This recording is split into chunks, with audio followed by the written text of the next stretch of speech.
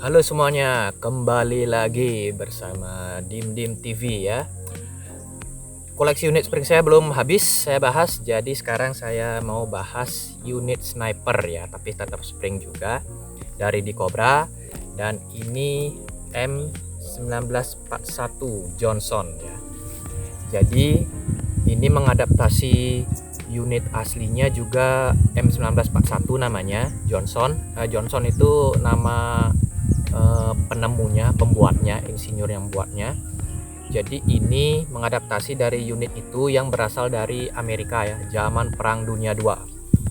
Mungkin kalian tahu senjata M1 Garand yang kalau pelurunya habis itu dia bunyi ting gitu. Nah, ini prototipe sebelumnya dia. Jadi waktu itu M1 Garand berkompetisi dengan M1941 ini. Sayangnya waktu itu M1 Garand yang menang. Jadi ini sempat sebentar sekali dipakai oleh Angkatan Amerika Serikat. Jadi segitu sekilas ya kalau saya riset. Kalau ada yang salah silahkan koreksi di kolom komentar. Ini tidak sepenuhnya 1:1 ya. Ini kalau menurut saya popornya, di bagian popornya ini kurang 1:1 karena kurang panjang lagi sedikit sekali sebenarnya. Kurang lebih lagi 3 atau 4 cm lah kurang panjangnya. Kalau panjangnya ditambah lagi segitu bisa dengan nyaman sekali ya. Jadi kalau bisa segini sih posisinya, kurang lagi sekitar 3 atau 4 sentian. Jadi kalau untuk orang dewasa lehernya tuh agak begini, agak kurang nyaman. Tapi untuk sukir-sukiran have fun sudah istilah Balinya kanggo lah ya, cukup lah gitu kalau bahasa Indonesianya. Kalau dari pabrikannya dia warnanya hitam glossy semua ya, saya kurang suka dengan warnanya itu, jadi saya samakan dengan warna aslinya. Kalau memang ini kan warna khas kayu begitu, bagian belakangnya tetap saya hitamkan. Dan saya tambahkan ini scope Bushnell pembesaran 3-7 ya, dengan diameter lensanya 28 mm ya, milimeter ya bukan sentimeter.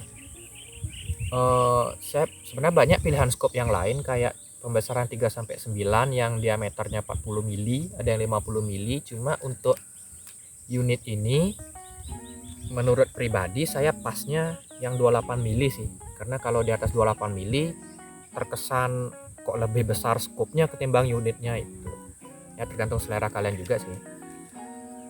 Lalu saya tambahkan tali sling juga supaya tidak jatuh saat membawa sukir nanti.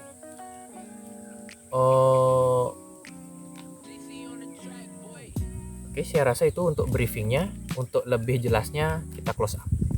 Oke, ini kita close up ya. Kita mulai dari moncongnya seperti biasa. Nah, untuk bagian depan ini iron sight-nya memang mengikuti seperti aslinya, hanya saja dia tidak adjustable. Nah, dia fix. Dan di sini pun ada adapter untuk bayonetnya. Ya, jadi ini kalau di senjata aslinya dia bisa dipasangi bayonet. Cuma kalau ini airsoft springnya dia tidak dilengkapi bayonet. Tapi kalau kalian mau bikin pun bisa. Cuma ya janganlah pakai bayonet beneran ya. Pakai karton bisa dibentuk, dihias, dicat, biar untuk nambah impresi lah. Cuma dia jenisnya itu spike bayonet. Ya, jadi bukan bayonet pisau sangkur, jadi spike bayonet seperti ini gambarnya. Dia kayak duri deh.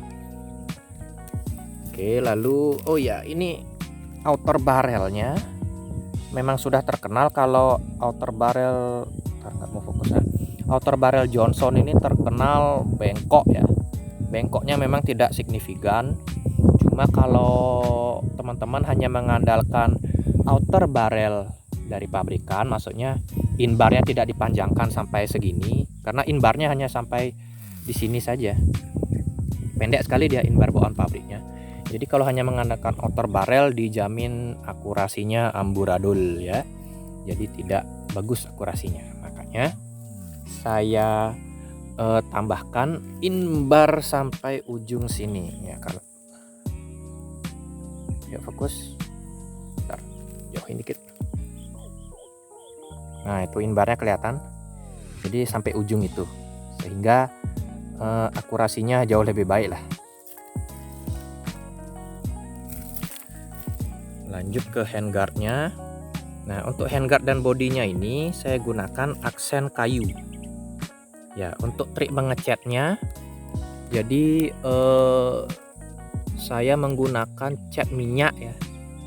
Jadi yang biasa orang-orang pakai melukis itu, saya pakai itu. Saya pakai kuas biasa sehingga corak garis-garis kayunya terlihat. Setelah selesai sekitar 2 atau 3 lapis, ditutup dengan menyemprotkan clear doff ya. Saya pakai clear doff supaya kayunya, motif kayunya nggak terlalu mengkilap sekali. Kalau pakai clear glossy bisa lebih mengkilap dari ini, nanti kan kinclong nanti saat sukir kan kurang taktikal ya kalau terlalu kinclong menurut saya. Untuk magazine, nah ini yang bikin nggak 100% sama dengan senjata aslinya, dia menggunakan sistem magazine seperti ini kalau Johnson Spring. Ini tombolnya, dipencet baru ditarik magazinnya. Tuh, magazinnya ini very low cap. Ini biasanya kan magazine tuh ada mid cap, ada high cap. Ini low cap, very low cap, jadi sangat rendah sekali kapasitasnya. Saya sudah pernah nyoba, hanya bisa 10 ya, bisa dilebih-lebihin dikit, cuma pernya terlalu ngepres dia, per magazinnya. Jadi saya sarankan hanya 10 butir saja. Sukir 10 butir mau ngapain itu kan, cepat sekali habis BB-nya.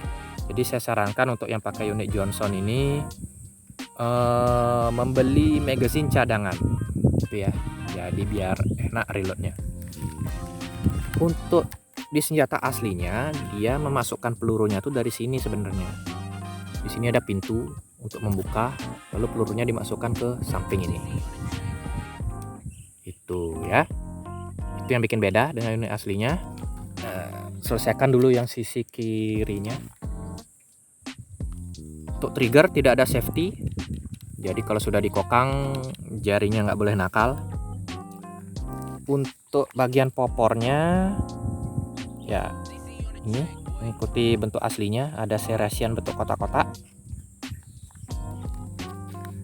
Lanjut ke sisi kanan. Sisi kanan sama untuk kokangan. Nah untuk kokangan ini memang mengikuti bentuk aslinya. Lalu untuk iron sight-nya, nah iron sight-nya ini dummy ya. Kalau di aslinya dia seperti AK47 itu, dia bisa adjustable dibawa ke depan ini ya. Jadi sini ada adjustingnya, ada tempat mengaturnya, cuma ini dummy, tidak bisa, dia fix. Ini ada Picatinny railnya, cuma kalau di unit aslinya ada yang isi. Kalau yang keluar pertama tentu tidak isi dia Picatinny rail, cuma tuh yang udah modern ada yang nambahkan. Nah ini untuk di handguard juga di aslinya dia nggak ada Picatinny rail kecil tambahan seperti ini, tapi untuk sling, tempat sling dia ada memang. Jadi ini cantolan slingnya ini masih ABS ya, masih plastik, jadi nggak terlalu boleh dibawa terlalu kasar juga sih jadinya, biar nggak patah. Memang itulah kelemahan unit spring. Untuk dalemannya, nah sekarang kita ngomongin daleman ya. Untuk dalemannya, kompresi unit sudah, inbar sudah yang tight pakainya. Cuma problemnya ini, kalau unit Johnson ya, unit Johnson itu rata-rata kalau teman-teman saya yang lain pakai Johnson itu, dia outbarnya dipotong sehingga lebih pendek. Rata-rata dia panjang outbarnya tuh kalau dihitung dari sini dia ada segini lah, dipotong segini, jadi kira-kira 30 cm jadinya panjangnya. Tuh. Kenapa rata-rata dipotong? Karena volume piston Johnson Lee Cobra ini dia kecil. Walaupun unitnya panjang, tapi volume pistonnya kecil. Makanya walaupun speknya sniper, tidak bisa terlalu dipakai untuk long range. Ya, itu kurangnya, itu yang sangat disayangkan itu dari unit Johnson di Cobra ini. Malah Tech9 yang unitnya kecil-kecil apriwi seperti itu, malah gede dia volume pistonnya, makanya bisa sampai jauh range-nya. Jadi begitu. Volume piston kecil sehingga udaranya juga sedikit, tidak bisa terlalu mendorong kalau saya pakai inbar yang 50 cm. Ini 50 cm ini inbarnya saya pakai, makanya tidak bisa terlalu jauh, padahal sudah pakai BB 0,12. Cuma karena saya orangnya senang impresi ya, senang impresi, jadi saya sih nggak terlalu mempermasalahkan itu ya, asalkan bisa dipakai fun mainnya ya. Jadi ini penampakannya sih, ini baru pembesaran 4 kali.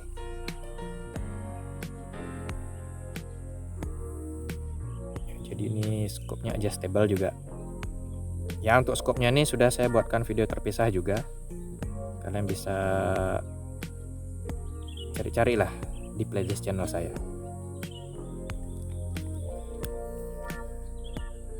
Oke, jadi kayaknya segitu aja yang bisa saya jelaskan untuk Johnson di Cobra ini ya. Mungkin semoga menginspirasi, terutama di bagian paint jobnya ini saya suka karena seperti kayu ya. Mungkin ada yang punya referensi repaint yang lainnya, bisa share di kolom komentar ya. Oke, nantikan video selanjutnya. Om Santi Santi Santi Om.